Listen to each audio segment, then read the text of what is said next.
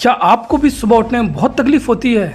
90% working professionals को यह problem है और मुझे भी ये प्रॉब्लम है। अगर आपको ये प्रॉब्लम है तो प्लीज़ कमेंट में बताइए। लेकिन आज मैं आपको 3 ऐसे प्रैक्टिकल मेथड बताऊंगा जिससे इस प्रॉब्लम से बिल्कुल छुटकारा हो जाएगा। और जिन टेक्निक्स के लिए थेरेपिस्ट हज़ारों चार्ज करते हैं, हमारी यूट्यूब फैमिली को किसी भी थेरेपिस्ट की ज़रूरत नहीं पड़ेगी। इस प्रॉब्लम के पीछे डीप साइकोलॉजिकल रीज़न है। अगर इसको आज सॉल्व नहीं किया तो ये टाइम के साथ और भी वर्स होता जाएगा।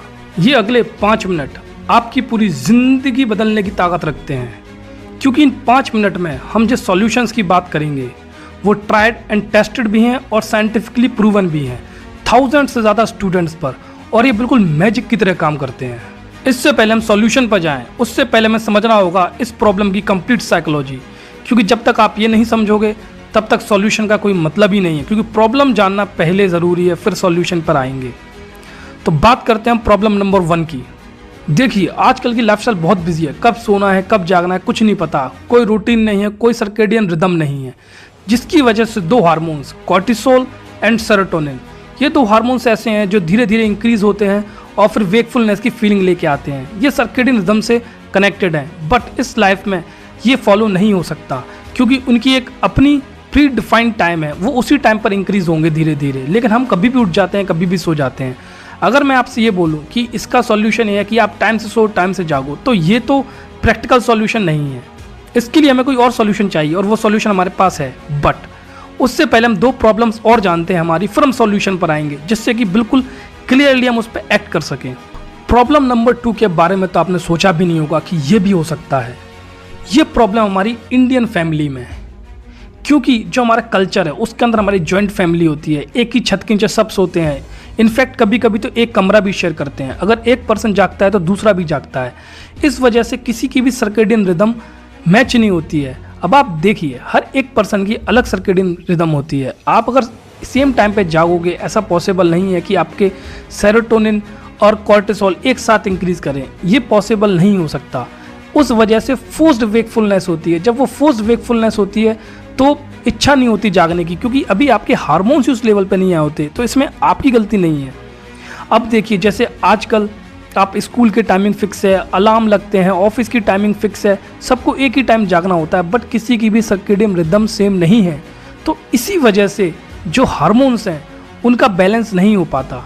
तो इसका सॉल्यूशन भी हम जानेंगे, लेकिन उससे पहले हम चलते हैं प्रॉब्लम नंबर 3 के ऊपर। प्रॉब्लम नंबर 3 तो और भी इंटरेस्टिंग है। ये बात करती है इवोल्यूशनरी साइकोलॉजी की।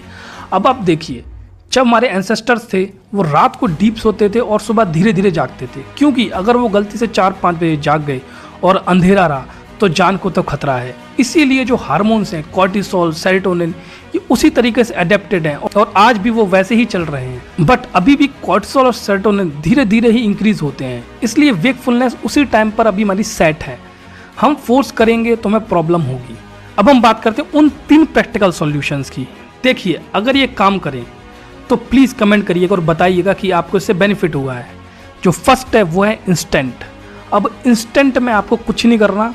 जब आप उठो तो आपको पहले 1 2 3 4 गिनते हुए सांस को अंदर लेना है। फिर उसके बाद 1 से लेकर 7 तक फिर गिनना है और सांस को होल्ड रखना है जब तक। फिर उसके बाद 1 to 8 तक गिनकर पूरी सांस को बाहर निकालना है। ऐसा आपको 3 बार करना है।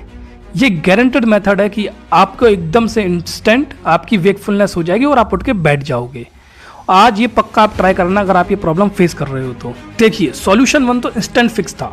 अब जब आप अपनी बायोलॉजी और इवोल्यूशन से लड़ाई करोगे तो आपको कुछ कंक्रीट चाहिए। वो सॉल्यूशन 2 और सॉल्यूशन 3 में आएगा। ये 2 सॉल्यूशंस आपको थेरेपिस्ट भी नहीं बताएंगे, और हमारी यूट्यूब फैमिली विदाउट थेरेपिस्ट ये सारी चीज़ सीखेगी।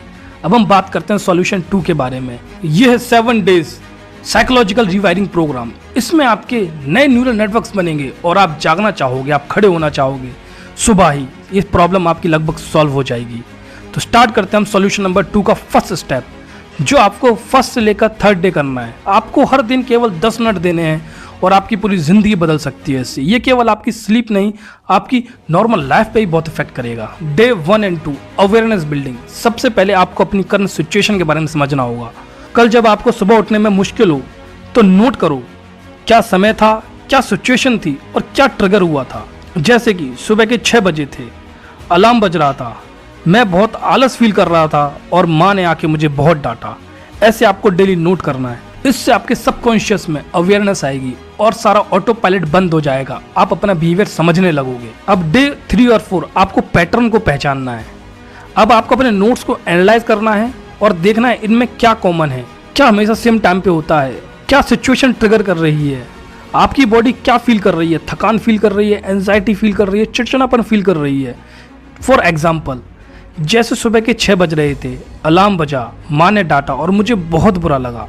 अब इस प्रोसेस से आपके दिमाग के पीछे वाली यानी अनकॉन्शियस हैबिट को दिमाग में लाना है। अब इस हैबिट से जो अनकॉन्शियस में थी कि मुझे बहुत बुरा लगा, वो कॉन्शियस में आ गई। मतलब जो दिमाग के पीछे थी, आपको पता है कि मुझे बुरा लग रहा था, अब आपके सामने है। अब आप कॉन्शियस हो अपनी हैबिट को लेकर। अब सबसे पावरफुल पार्ट, 5 और 7वें दिन, इन 2 दिन आप अपने व्यवहार को बदलोगे। अलार्म बजते ही गुस्से, चिड़चिड़ेपन और आलस को नई आदत से बदलना है। अब आप प्रैक्टिस करोगे। 3 लंबी सांसें लो पहले, फिर 1 गिलास पानी पियो, फिर छत या खिड़की पर जाकर धूप लो। पॉजिटिव सेल्फ टॉक करो, खुद से बोलो, मैं अपनी बॉडी को धीरे धीरे प्यार से जगा रहा हूँ। स्टडीज एंड प्रैक्टिकल्स प्रूव करते हैं इस मेथड को फॉलो करके आपके दिमाग के नए न्यूरल नेटवर्क बनेंगे और आप नई हैबिट्स सीखोगे और पुरानी हैबिट्स भूल जाओगे। सॉल्यूशन नंबर 3 में हम कंप्लीट साइकोलॉजिकल ट्रांसफॉर्मेशन करेंगे। देखिए, एक सस्टेनेबल और लाइफ टाइम सॉल्यूशन हमको चाहिए, तो उसमें ये सॉल्यूशन काम आता है।